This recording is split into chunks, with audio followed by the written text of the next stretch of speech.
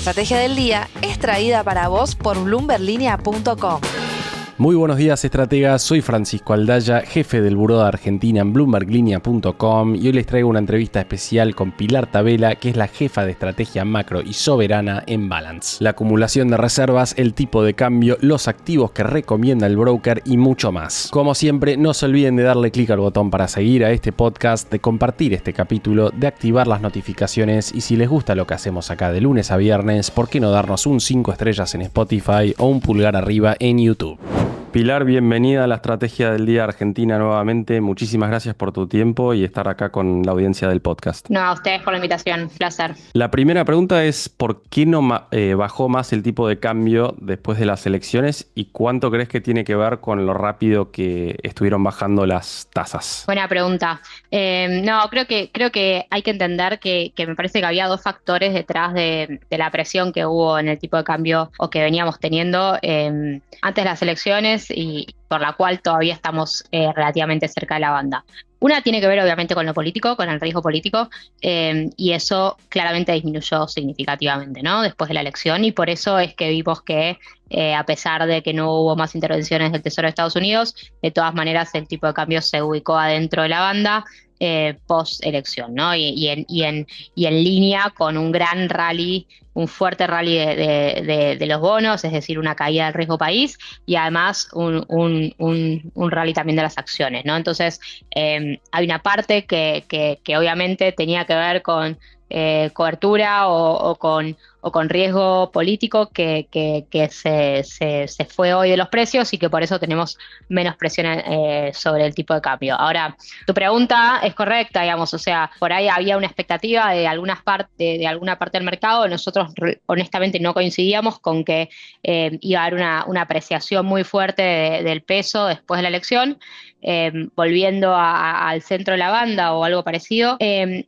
nuestra opinión, eso no era tan probable porque si bien había una parte de componente de riesgo político en el mercado de FX, también es verdad que, digamos, la banda, la parte superior de la banda está corriendo al 1%, mientras que la inflación corre por arriba de eso, ¿no? Y además, al haberse apreciado inicialmente el tipo de cambio en un levantamiento muy exitoso que tuvo el gobierno de una parte de los controles cambiarios, en particular los que refieren a los individuos, muy, muy exitoso porque, digamos, se sacó el crawl, se empezó a flotar dentro de la banda y el tipo de cambio tuvo una dinámica muy, muy positiva los primeros meses en particular. Creo que después de esa depreciación inicial, bueno, obviamente le siguió después alguna depreciación con alguna reversión de flujos, algún riesgo político, bueno, el shock que significó para el mercado la eliminación de las LEFIs, los movimientos de las tasas de interés, etcétera. Y esa depreciación implicó algo más de inflación, tal vez, aunque el pass-through, hay que destacar, y esto es importante, es muy bajo hoy en Argentina. De todas maneras, eso implicó cierta inflación adicional, si se quiere, que bueno, que implicó también que el tipo de cambio real se corrigiera un poco más rápido y entonces nos acercáramos al techo de la banda tal vez rápido. O no sé si rápido, pero digamos entre abril y ahora, ¿no? ¿Eso qué quiere decir? Que al mismo tiempo, digamos, cuando uno mira la balanza de pagos, si bien hay perspectivas muy, muy positivas respecto del balance estructural de Argentina en lo que refiere a la energía, y eso es un driver muy positivo para la balanza de pagos, también es positiva la perspectiva respecto de las entradas de capital a medida que cae el riesgo país y las posibilidades de un aumento de la inversión extranjera directa a partir del desarrollo de Vaca Muerta. También no deja de ser cierto que, bueno, Argentina tiene un déficit de cuenta corriente que por ahora, digamos, se está financiando, pero se está financiando a costa de que las reservas todavía se mantengan bajas y tal vez para terminar de consolidar esa caída del riesgo país sea necesaria alguna acumulación de reservas más rápida, y eso pueda requerir alguna recalibración o no de las bandas, que creo que va a depender un poco también y acá empieza un poco el huevo de la gallina, de cuánto cae el riesgo país sin la necesidad de acumular esas reservas. Entonces, si el riesgo país cayera por ejemplo, no sé, un liability management muy exitoso, bueno, tal vez entonces el tipo de cambio se pueda ubicar dentro de estas bandas. Sí. Pero por otro lado también puede pasar que y desde el punto de vista, creo, de la sostenibilidad o de de las perspectivas para el éxito del programa de estabilización que viene teniendo hasta ahora, que sea sostenido en el tiempo, bueno, creo que es importante que el Banco Central pueda acumular reservas y para eso tal vez sea necesario que la banda corra un poco por arriba de la inflación y no por abajo, ¿no?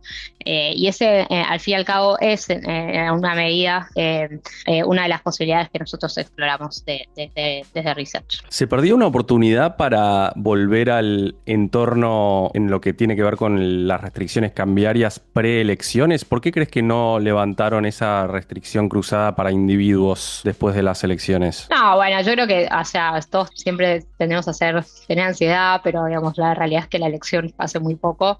No creo que se haya perdido una ventana de oportunidad. Creo que hay una ventana de oportunidad para en la medida que tenemos que Argentina tiene el apoyo del Tesoro de Estados Unidos, que tuvo el gobierno y por lo tanto, y esto es importante, el programa económico, un apoyo de la sociedad. Y además tenemos la ventaja de que la inflación está bastante baja para lo que es históricamente Argentina y de lo que venimos. Y además el pass-through es bajo. Creo que es una muy buena oportunidad para que justamente se pueda avanzar hacia un esquema que tal vez no sea de explotación instantánea, pero sí de algo más de flexibilidad, algo más de enfoque en la acumulación de reservas y también eso se ve acompañado por por continuar en la senda de una gradual reducción en los controles de capital. Veo difícil de todas maneras que vayamos a saltar hacia un esquema completamente libre de un día para el otro, ¿no? Porque si bien es verdad que los fundamentos de la economía están muy fuertes y creo que las posibilidades de éxito de eso son mucho más altas que antes, bueno, también es verdad que las reservas netas hoy son bajas y el Banco Central tampoco tiene tal vez las condiciones ideales para moverse de 0 a 1 digamos, en el muy, muy corto plazo. Sí creo que están dadas las condiciones y sería buenísimo que se aproveche esa oportunidad para avanzar en el camino en el que ya se inició desde que el gobierno asumió y en particular desde que se eliminó el crawl y se pasó a un esquema de bandas. Hay que tener en cuenta que países que tuvieron bandas en el pasado y que lograron exitosamente estabilizar, como pueden haber sido Israel y Colombia, tuvieron recalibraciones en algún momento y fueron en general exitosas y no un problema, sino al revés. O sea, deberían ser un paso hacia mayor flexibilidad. Y recalibración no significa que hay que mover o digamos que tal vez solamente es una cuestión de pendientes, por ejemplo, ¿no? La semana pasada dimos una primicia en bloomberglinea.com respecto de conversaciones del gobierno con bancos internacionales por un nuevo crédito repo. Una de esas personas nos dijo que habló con nosotros, habló de 4.000 millones de dólares que buscaría esta vez. De ratificarse ese préstamo, ¿qué conclusiones sacás? ¿Sería bueno, malo o neutro en términos de riesgo país? ¿Puede mover la aguja significativamente? Me parece que varias alternativas que pareciera que el gobierno, en las que el gobierno parece estar trabajando, al menos eso es lo que el gobierno estuvo inclusive deslizando, por ejemplo, con el anuncio del ahora canciller, exsecretario de Finanzas, respecto de un posible debt for education, o sea, un manejo de pasivos con algún canje o recompra de deuda. También se mencionó eso, también se mencionó la potencial apoyo de Estados Unidos para hacer algún tipo de transacción de ese estilo y ahora también aparece la novedad del repo. Creo que digamos, el riesgo país cayó sustancialmente después de la elección. La parte corta de la curva está en niveles cercanos al de acceso al mercado. Está por abajo de los dos, o sea, en un dígito. Eso abre oportunidades. Por un lado están los vencimientos de enero y por otro lado está tal vez el objetivo de reducir los vencimientos de los próximos 2 años, por decirlo así, ¿no? Así que no sabemos exactamente qué va a venir primero. Obviamente que el pago de enero es algo a ver, tal vez con la caída del riesgo país el gobierno evalúe que primero prefiere hacer un repo. Y después para esos pagos también se habló de la posibilidad de usar el swap para esos pagos. No creo que el mercado esté para nada preocupado por los pagos de enero, o al menos eso no es lo que reflejan los precios de los bonos hoy. Con lo cual no creo que algún mecanismo para hacer los pagos de enero sea como, digamos, un game changer, por decirlo así, porque creo que ya está en precios que los pagos de enero se van a hacer. Así que creo que de acá hacia adelante los principales catalizadores que nosotros vemos son, por un lado, algún liability management, o ya sea, no sabemos los detalles, canje, recompra, obviamente que en ese caso el tamaño importa, el maturity nuevo del nuevo vencimiento importa, y dependiendo de eso se podrá evaluar cuál puede ser el impacto en el riesgo país, pero creemos que va a ser positivo en que caiga, digamos. Y por otro lado, el que vemos tiene que ver más con lo que mencionábamos antes, con el framework macro y la posibilidad de que, si bien no sea mega agresivo, el Banco Central tenga, o el Tesoro y el Banco Central en su conjunto tengan un objetivo de acumulación de reservas tal vez algo más agresivo del que tuvieron hasta las elecciones, ¿no? En el hipotético caso de que efectivamente despejen los vencimientos para lo que queda de este mandato de Milei, ahí es lógico pensar en un desplome un poco más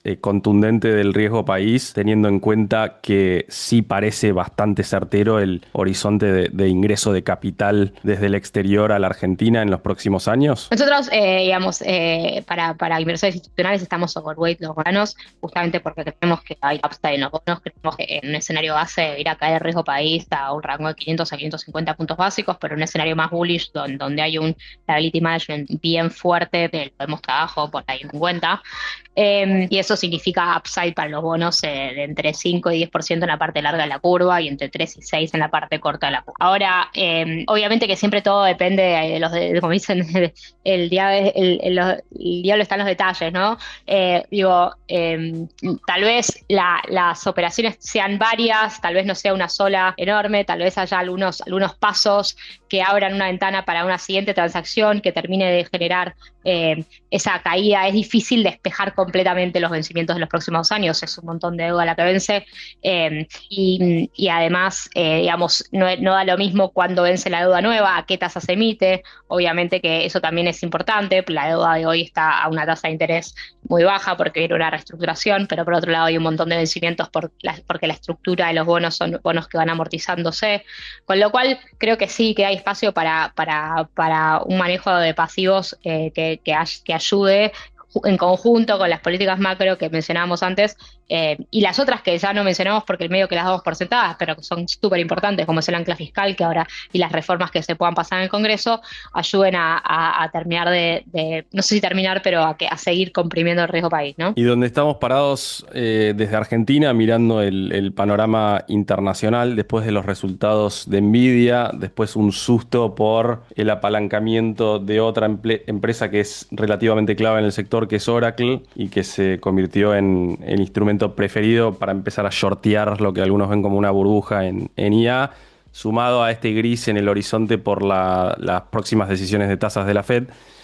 ¿Ves riesgos significativos para activos de riesgo emergentes, entre ellos los de Argentina? ¿O puede ser un temor pasajero? En principio no, obviamente que estamos atentos a la dinámica de las últimas semanas, o sea, y creemos que de hecho el rezago del Merval que viene teniendo después del rally inicial que hubo post elección obedece posiblemente a factores externos. Desde el 27 de octubre el S&P y el índice de mercados emergentes está mostrando caídas de alrededor del 3.3% en dólares. Las acciones de América Latina, por otro lado, están subiendo por otros factores más idiosincráticos. Me parece que creo que si bien es una señal de alerta, en principio nosotros somos bastante optimistas respecto de las perspectivas para los activos de riesgo. Tenemos a la Fed que posiblemente esté recortando, puede haber una discusión respecto de la velocidad, pero como que los recortes parecen bastante certeros. Las perspectivas de económicas o de crecimiento para Estados Unidos han estado mejorando sostenidamente desde los niveles más bajos que hubo en abril con el inicio de la guerra comercial. comercial. Ahora con el acuerdo con China, eso cambia bastante significativamente. Me parece que en general es un contexto que todavía es bastante favorable, a lo que se le suma la debilidad del dólar, producto digamos, bueno, un déficit fiscal y déficit de cuenta corriente de Estados Unidos, deuda sobre el PIB aumentando en el tiempo, que también, si bien la depreciación que hubo este año tal vez no se repita en la misma magnitud del año que viene, no lo sabemos, pero en principio pareciera no tan probable. De todas maneras, vemos como estructuralmente cierta debilidad del dólar, que también es un viento de cola para emergentes, más retornos muy, muy positivos que tuvieron los emergentes este año, donde las bolsas de América Latina en realidad tuvieron mejores retornos en dólares que el S&P, una parte de la cual se explica por la debilidad del dólar, pero 3/4 no, digamos, y me parece que eso también setea como un inicio, bueno, que por ahora lo vemos como que como un contexto favorable a los activos de riesgo, más allá de los ruidos que pudimos haber tenido las últimas 2 semanas. Obviamente que si después estuviéramos hablando bueno, no sé, de una crisis financiera, bueno, es otro tema, ¿no? Pero en principio seguimos constructivos para activos en riesgos y emergentes en particular, y lo vemos, creo, en la dinámica que vinieron teniendo, digamos, ahora en particular Argentina, pero cuando uno mira a otros países de ratings similares o de yields similares, también vienen teniendo buena performance, Bolivia, Ecuador, y otros países, El Salvador, que vinieron comprimiendo a niveles que no se veían hace tiempo, ¿no? Bueno, dicho todo esto, ¿cuáles son los activos que más les gustan hoy por hoy ahí en Balance, tanto en bonos como en equity? Bueno, en balance, en bonos, de vuelta estamos recomendando en soberanos la parte larga de la curva, G38, G41. También nos gusta rotar para perfiles agresivos o inversores institucionales, de los bonos, la parte corta de la curva, de los globales a los bonares, porque creemos que el spread de legislación, si bien puede responder a alguna expectativa del mercado respecto de algún diferenciamiento en el liability management potencial, no nos queda claro que eso sea el caso, por un lado, y por otro lado, creemos que no tiene mucho sentido desde el punto de vista de evaluación que haya tanta diferencia en el rendimiento del bonar y de los globales en la parte corta, así que nos gusta también esa rotación para perfiles agresivos. Para perfiles más moderados, nos gustan los bonos de Córdoba o el BOP Real C7. Y después, también en corporativos, nos gustan los bonos de Telecom para perfiles moderados. Y en equity vemos upside todavía en el Merval, como mencionaba, si bien el Merval acumula una suba de 43% en dólares desde las elecciones, cada vez incorporado, o sea, cuando miramos más hacia atrás, viene siendo mucho más moderado, mientras que los bonos en dólares tuvieron un retorno mucho más fuerte, ¿no? O sea, mucho más unidireccional. Pensamos, nos parece que hay upside en varios sectores, y en nuestro equipo de Research Corporativo en Balance, en particular, cuando miran las empresas desde el punto de vista del bottom-up, bueno, les gusta Pampa, desde una perspectiva de riesgo-retorno y con una mirada más de largo plazo, por evaluaciones, y oportunidades de crecimiento en el segmento de petróleo, gas y energía eléctrica, y también Transener. Son las principales dos digamos, acciones que les gusta a nuestro equipo de Research Corporativo liderado por Ezequiel Fernández. ¿Tenés presente si están viendo que el mal trimestre indudablemente de los bancos ya esté en precios? No, sí, creemos que una parte de la razón por la cual el Merval estuvo teniendo esta dinámica recientemente menos favorable, a pesar de la caída adicional del riesgo país, lo cual por ahí sorprende, tiene que ver potencialmente con la expectativa de que los bancos tengan no tan buenos números, y no nos queda claro del todo si está completamente en precio o no. Además, digamos, creo que también hay factores externos como los que mencionábamos antes que están haciendo ruido. Pero posiblemente habrá que ver después de esos balances cuál es la dinámica, ¿no? De largo Pilar, plazo te cedo somos optimistas. Sí. Buenísimo. Te cedo la palabra si querés sumar algo que no hayamos tocado y si no, nos despedimos. No, creo que van a ser semanas importantes de algunas definiciones, esperemos, respecto de lo que pueda llegar a hacer el gobierno en el manejo de pasivos, de lo que se pueda llegar a anunciar o se empiece a ver en términos de dinámica de reservas. Así que nada, estar atentos. Como siempre en Argentina las fiestas pueden estar rodeadas de noticias, así que siempre atentos. Bueno, Pilar, muchísimas gracias por tu tiempo y estar acá en la Estrategia del Día Argentina. No, a ustedes, muchas gracias por la invitación.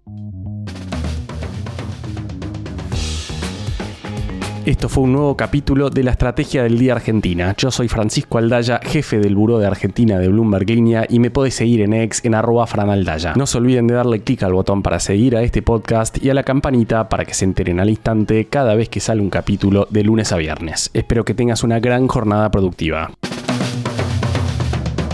Esto fue La Estrategia del Día Argentina, escrito y narrado por Francisco Aldaya. Producido por Arturo Luna y Daniela Hernández. Que tengas un día muy productivo.